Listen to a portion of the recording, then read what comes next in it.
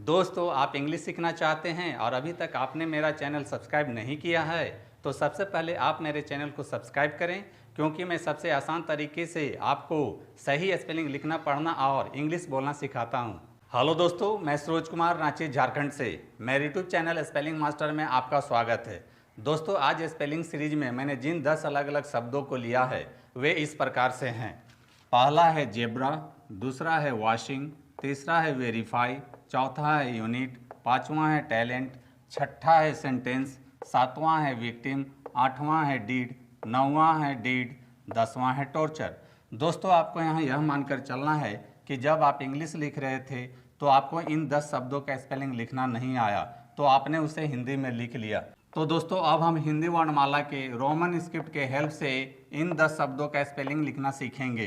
तो दोस्तों, सबसे पहले हम पहला शब्द जेब्रा लेते हैं और सबसे पहले ज के लिए यहाँ जेड लिखते हैं। दोस्तों, जैसा कि मैंने बताया है कि ज के लिए जे और जेड का प्रयोग करते हैं, तो जब आप जेब्रा के स्पेलिंग लिखेंगे तो आपको याद रखना है कि यहाँ ज के लिए जेड लिखना है। और रोमन स्क्रिप्ट में ए से ई होता है, बी से ब होता है, आर से रा होता है, आ की मात्रा के लिए ए लिखेंगे। इस प्रकार से आप जेब्रा का स्पेलिंग आसानी से लिख लेते हैं। अब आते हैं दूसरे शब्द वॉशिंग पर और सबसे पहले रोमन स्क्रिप्ट में व के लिए डब्ल्यू लिखते हैं, आ की मात्रा के लिए ए लिखते हैं और तालव्य श के लिए एस एच होता है, छोटी ई के लिए आई लिखेंगे, एन से न होता है, जी से ग होता है। इस प्रकार से आप वॉशिंग का भी स्पेलिंग बहुत ही आसानी से लिख लेते हैं।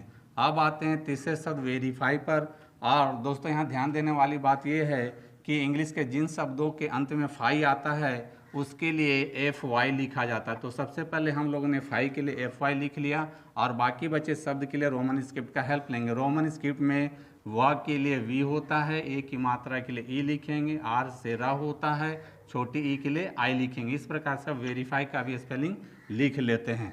अब आते हैं चौथे शब्द यूनिट पर। दोस्तों, यहाँ ध्यान देने वाली बात यह है कि यहाँ यूनिट में पहला लेटर जो है यू आया है और इंग्लिश अल्फ़ाबेट में यू के लिए यू होता है। तो सबसे पहले हमने यू के लिए यू लिख किया। रोमन स्क्रिप्ट में एन से ना होता है, छोटी ई के लिए आई होता है, टी से टा होता है। इस प्रकार से आप यूनिट का भी स्पेलिंग आसानी से लिख लेते हैं। अब आते हैं पांचवें शब्द टैलेंट पर और सबसे पहले रोमन स्क्रिप्ट में टी से टा होता है, आई की मात्रा के लिए ए आई होता है, एल से ला होता है, ए की मात्रा के लिए ई लिखेंगे, एन से ना होता है, टी से टा होता है। दोस्तों, टैलेंट में यहाँ ध्यान देने वाली बात यह है कि टै के लिए यहाँ सिर्फ टी ए लिखते हैं, यानी कि टैलेंट के लिए होगा spelling T A L E N T. इस प्रकार से आप टैलेंट का भी स्पेलिंग आसानी से लिख लेते हैं। अब आते हैं छठे शब्द सेंटेंस पर और दोस्तों, सबसे पहले रोमन स्क्रिप्ट में दंती सा के लिए एस होता है, ए की मात्रा के लिए ई लिखेंगे, एन से ना होता है, टी से टा होता है, ए की मात्रा के लिए ई लिखेंगे, एन से ना होता है। और दोस्तों, यहाँ सा के लिए एस नहीं लिखेंगे। दोस्तों, हम जानते हैं कि सी के बाद अगर ई आई वाई आता है तो उसको सा पढ़ते हैं, तो यहाँ सा के लिए सी ई लिखेंगे। इस प्रकार से आप सेंटेंस का भी स्पेलिंग आसानी से लिख लेते हैं। अब आते हैं सातवें शब्द विक्टिम पर और सबसे पहले रोमन स्क्रिप्ट में वी से वा होता है, छोटी ई के लिए आई लिखेंगे, सी से का होता है।